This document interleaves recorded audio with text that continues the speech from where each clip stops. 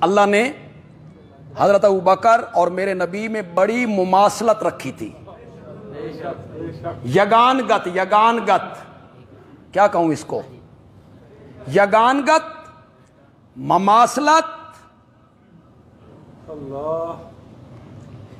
دیکھیں کچھ چیزیں ایسی ہوتی ہیں بندے کے بس میں ہوتی ہیں، اختیار میں ہوتی ہیں۔ مثلا دو دوست ہیں، بہت محبت ہے آپس میں، کپڑے ایک جیسے بنا لیے، ٹھیک ہے، جوتیاں ایک جیسی خرید لی، ٹھیک ہے، واسکٹ کوٹ ایک جیسا بنا لیا، ٹھیک ہے، چشمہ ایک جیسا لے لیا، ٹھیک ہے۔ اختیار میں کچھ چیزیں ایسی ہوتی ہیں جو بندے کے اختیار میں نہیں ہوتی۔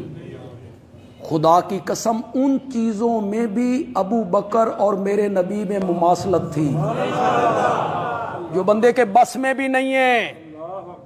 دونوں کی وفات کا دن ایک،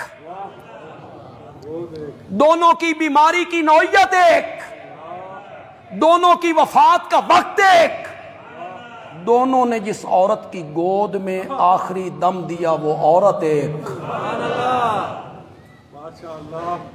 جس تختے پہ غسل دیا گیا وہ تختہ ایک، جنازے کا وقت ایک۔ ان چیزوں میں اختیار نہیں ہے بندے کا، دونوں کی عمریں ایک، وہ بھی 63 سال کے، یہ بھی 63 سال، دونوں نے کوئی ترکہ نہیں چھوڑا۔